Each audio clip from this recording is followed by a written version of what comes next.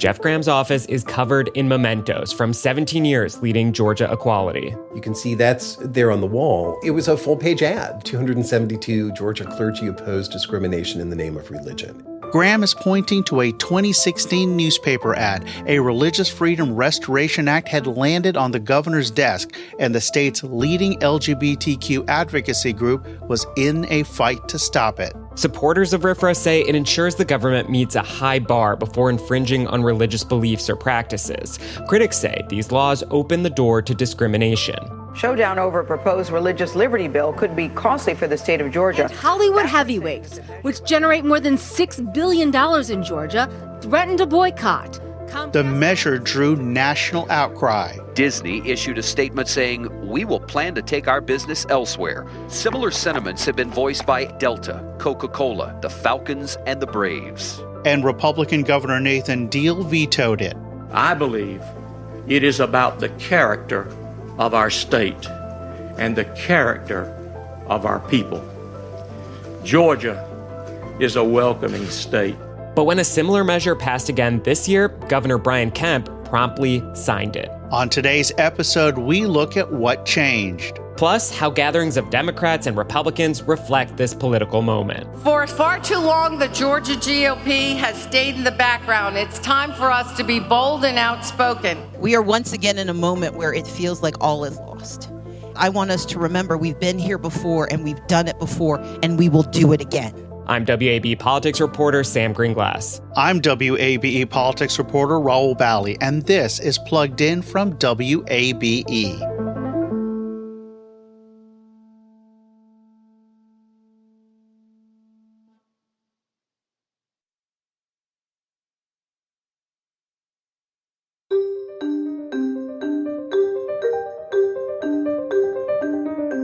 Sam, I know you've been looking at what has changed over the last decade when it comes to debates over state legislation known as Religious Freedom Restoration Act, or RFRA.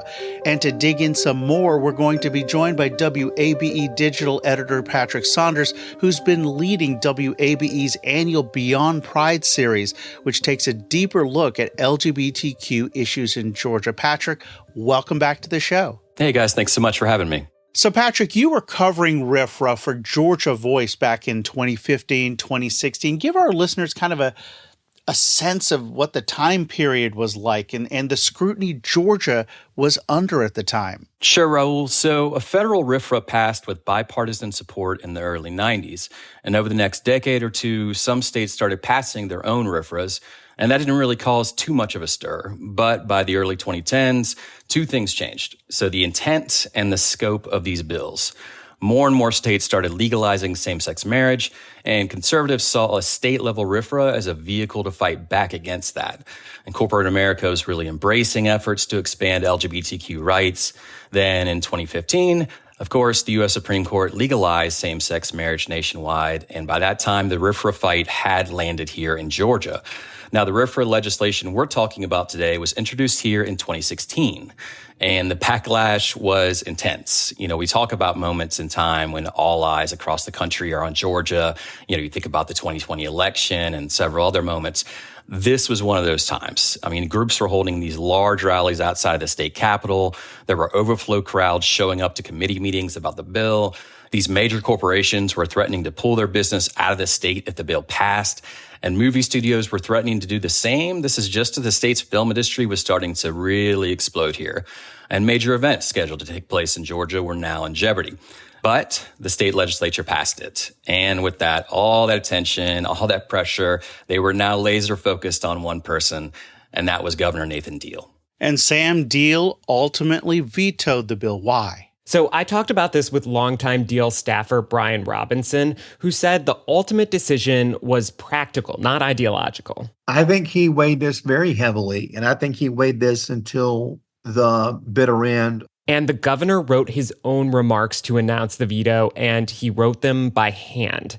And that just goes to show you how personal it was. Georgia is a welcoming state. And if you look back at it, it is a defense of religious freedom. And that religious freedom can coexist with tolerance. I do not think that we have to discriminate against anyone to protect the faith-based community in Georgia, of which I and my family have been a part of for all of our lives. It really was a beautifully written speech, but I do think it's one that he agonized over.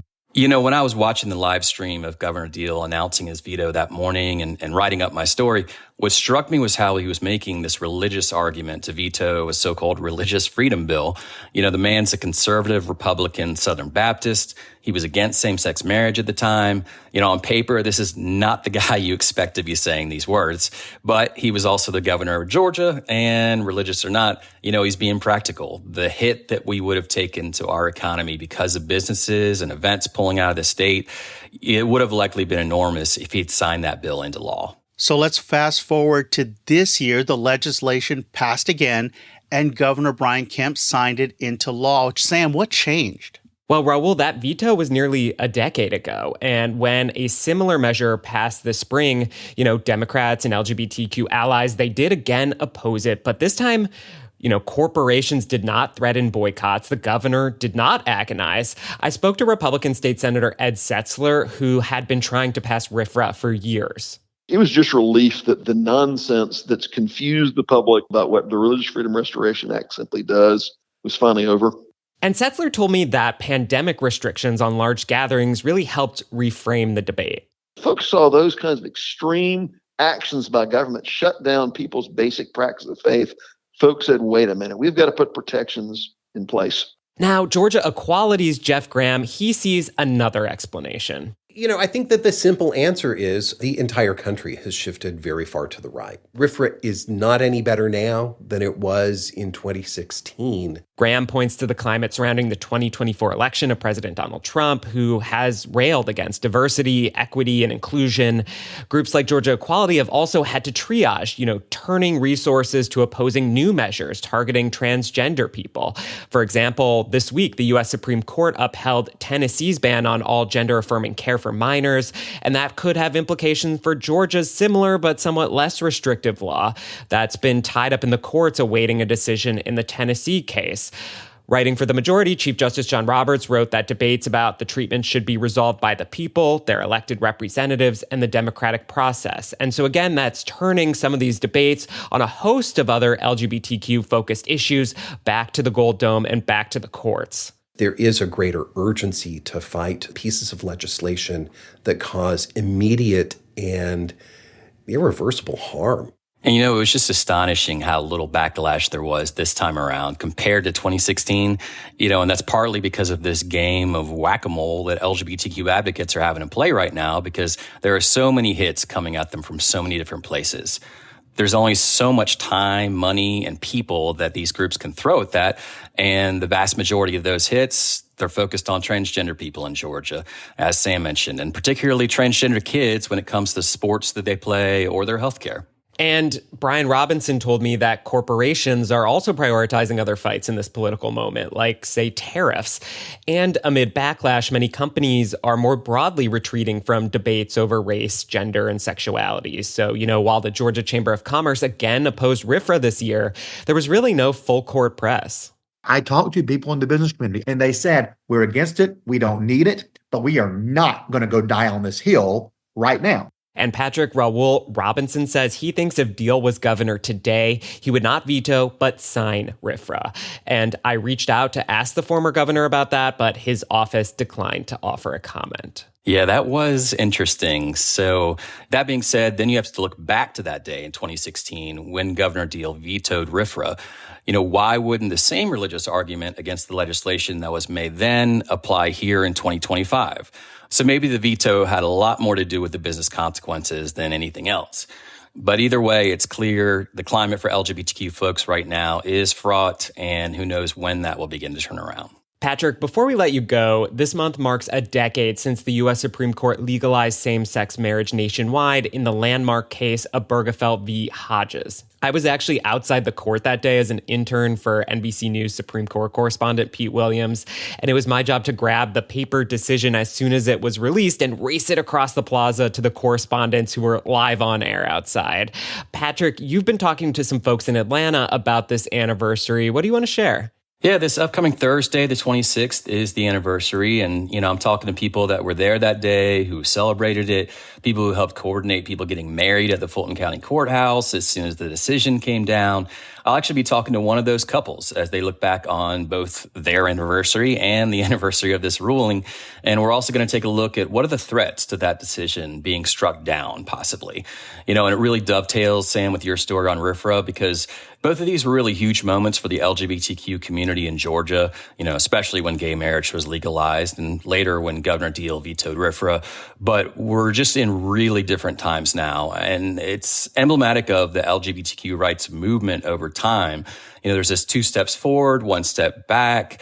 It's an ongoing fight. And, we're at WAB, we're going to dive into all of it, especially with this Beyond Pride series. We've got stories coming up in the next few months on Atlanta's LGBTQ nightlife scene, a profile of an LGBTQ-owned coffee and skate shop, a profile of an LGBTQ elder and longtime activist, and more. So keep an eye out, wabe.org/Beyond Pride. That's WABE digital editor Patrick Saunders. So looking forward to the upcoming Beyond Pride series. Thanks for joining us. Thanks so much, guys. We'll be right back.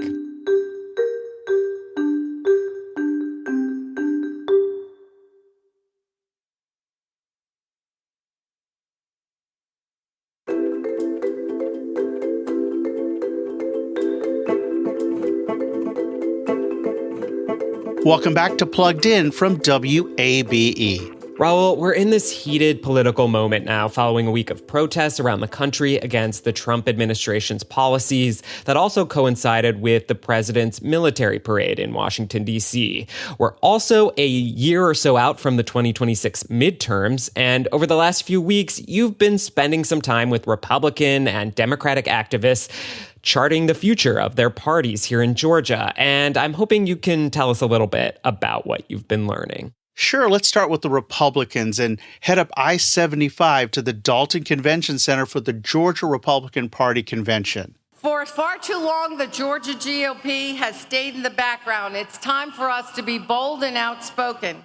The main action was happening in the convention hall Saturday, which included speeches from Georgia's congressional delegation and the election of state party officers by more than 1,700 delegates. 1,062 for Chairman Josh McCoon, 604 for David Cross. Congratulations to Chairman Josh McCoon. Very good. So first of all, party chairman Josh McCoon was reelected, and while he had the backing of President Donald Trump, there was opposition, including from some of those who don't like how he's running the party and those who don't trust Georgia's voting machines. You always have some segment of the base that is dissatisfied, no matter how successful you have been. But I think a 2-to-1 win is a clear mandate for what we've been doing, what we plan on doing going forward. And look, I think after today, people come together and we start focusing on what we need to do, which is win some of these elections. And that's an important question for 2026, being able to turn out everyone that make 2024 successful for Republicans in Georgia, making sure you bring back those traditional Republicans, Kemp Republicans, Trump Republicans, and even those voters that Trump has attracted to the party. All of it for these critical elections that include the open governor's seat and Democratic U.S. Senator Jon Ossoff's reelection bid. Raul, I'm curious whether folks you talk to like this idea we've been hearing about of Governor Kemp and President Trump getting together to hammer out a, unity nominee for Senate. Okay, so let's move from the main convention hall into this crowded hallway where candidates and organizations had set up tables with flyers and tchotchkes, and I was, having multiple conversations about this idea you're talking about, this of Kemp and Trump joining forces on a Senate nominee, and the reaction was mixed. Here's Peter Corman, who sits on the Georgia GOP State Committee. I favor the open primary, and let's give it to the Republican voters to make this decision. Let's have some authenticity in the process. We clamor for this, and we didn't like it when the Democrats did it with a presidential nominee. We're certainly not going to like it if the Republicans do it as well. Then there was Joshua Edmonds. He's the vice president of the Stone Ridge Group, which is doing consulting work with a number of candidates. He believes that Trump and Kemp are the two most important forces in Georgia politics in recent years. And when we've seen when they're on the same page, it's a winning formula. When they're not on the same page, it costs us a lot and sometimes costs us statewide office. I think for the good of the conservative movement, the best chance we have of winning statewide office in the U.S. Senate next year is Governor Brian Kemp and President Donald Trump bringing together their two universes to support one candidate who they believe can win that U.S. Senate seat back. Now, another voice I want to add in, Delegate Carter Mitchell of Macon. He makes a really important point. I don't know if they will agree, but we'll see. They can try. I don't know if I'll agree with them, but the way I see it is, you've got the chief executive of America, and then you've got the executive of Georgia. Why not, if they can? Now, someone who would really like that double endorsement is Coastal Georgia Congressman Buddy Carter, who is running for Senate. The idea is it comes from the fact that John Ossoff raised $11 million the first quarter. Now, if we have a bloody primary and we beat each other up, the last man standing is going to be broke. He's going to have $150 million in the bank. That's a deep hole to get out of. So from that perspective, yeah, I understand it. However, let's be real here. Do you want two people choosing a candidate, or do you want the citizens choosing a candidate? Speaking of other possible candidates, there was a convention resolution passed involving Secretary of State Brad Raffensperger, who's considering his options for 2026. The resolution that was passed would not allow Raffensperger to qualify and appear on the ballot as a Republican because he, quote, does not have the faith and confidence of the Georgia Republican Party. Chairman Josh McCoon says while the resolution represents the sense of convention delegates, the party still must follow the law. If someone submits the appropriate paperwork, including the loyalty oath, unless there is a case to be made that the loyalty oath would involve false swearing, I don't really see a way for the Georgia Republican Party to decline someone the opportunity to qualify. And like so many things, this might be headed for court, whether Raffensperger tries to qualify or not. So let's talk about the Democrats now. House Democrats have kicked off the summer with a series of listening sessions. What'd you learn there? So this time, Sam, I'm going to take you over to Roswell. So, okay, let's go to the questions now. This is your chance to kind of talk to us. About 30 people came to this nonprofit called Dreams Always Come True. They were there to hear from and talk to 8 Democratic State House lawmakers. One attendee asked about disinformation and Republican messaging. They're hearing from Fox News, and the only news sources they're hearing is that everything is going great. So what is the plan to counteract that messaging every day and drive home how bad things really are? Because that message is not getting out on the state level or the federal level. So how can we fix that? State Representative Rua Roman jumped in on that. It's clear to me that what we need to start doing is honestly organizing offline twice as hard. We're seeing too many people talk about influencers. We're talking about whatever. The reality is that we could scream until we're blue in the face. But if somebody doesn't know us and all they're hearing is Fox News, they are so much less likely to even be willing to hear us out, let alone believe what we're saying. State Representative Gabriel Sanchez of Smyrna chimed in on a different topic around this question of should Democrats moderate their positions to attract voters. We need to stop talking about these independents that are less than 1% of the vote and talk about the 30% of voters who don't vote in any elections. We need to turn out the people who aren't voting because that was a low turnout election last year. The reason it shifted right wasn't because people shifted to Republicans, it's because people stayed in the couch. But another attendee whose name I did not catch says, all of this, it's not so simple. Some of them is going through so much that they don't even have time to even get here. The low-income families that is just trying to survive every day. And Sam, I think another part of this whole conversation around Democrats is seeing what candidates jump into statewide races. Raul, before we go, I want to return to where we started this segment and this heated political climate in the country. Last Saturday, a Minnesota state lawmaker was assassinated at her home. Another was wounded. And this violence has really rattled some lawmakers here in Georgia. Yeah, Sam, we've done extensive coverage dating back to 2023 when we had this spate of swatting incidents targeting federal and state lawmakers here in Georgia. Tell me what you've been hearing this time around. Well, the first lawmaker I called up was Democratic State Senator Kim Jackson. People are scared. This hit differently. I think I've seen colleagues go out and get trained on how to use arms at gun ranges in the last couple of days. Certainly, that's something I've considered for myself. On Saturday, Jackson says the Georgia Bureau of Investigation reached out to offer advice on requesting security from local law enforcement, and DeKalb County stepped up patrols near the homes of lawmakers like Jackson. Lawmakers also received reminders that they're able to use campaign funds for personal security. But for many lawmakers, it's becoming increasingly challenging to balance, accessibility and security. In 2020, authorities averted a plot to kidnap Michigan Governor Gretchen Whitmer. In 2021, rioters stormed the U.S. Capitol on January 6th. During the 2024 campaign, President Donald Trump survived an assassination attempt. And then this April, a man set fire to the official residence of Pennsylvania Governor Josh Shapiro. Judges, jurors, public health workers, and election staffers have also all faced threats and harassment. And this tense environment has made some lawmakers think about how much they're willing to sacrifice to serve in public office. Others worry that the climate will deter people from running in the first place. But now we have 2 small kids, and so the calculation is different. And I would be lying if I didn't say I had a moment of thinking, is this worth it? Jackson was among the Georgia officials who were swatted a few years ago. And just to remind our audience, swatting is when someone makes a hoax 911 call to prompt a massive police response. That led lawmakers to pass a bill to redact lawmakers' home addresses from campaign finance records. They also passed legislation to increase the penalties for making those kind of calls. Yeah, Republican Senator Kay Kirkpatrick was also one of the lawmakers swatted, and she told me she didn't think much about safety as a local official until recently. She used to put her cell phone on campaign literature, but her perspective really changed when someone sent a pizza to her house. So I guess that was somebody sending a message that they knew where I lived. Kirkpatrick says she has no choice but to keep doing her work and engaging with the public. I asked her, though, if she thought it was possible to ratchet down the temperature. I wish I knew the answer to that.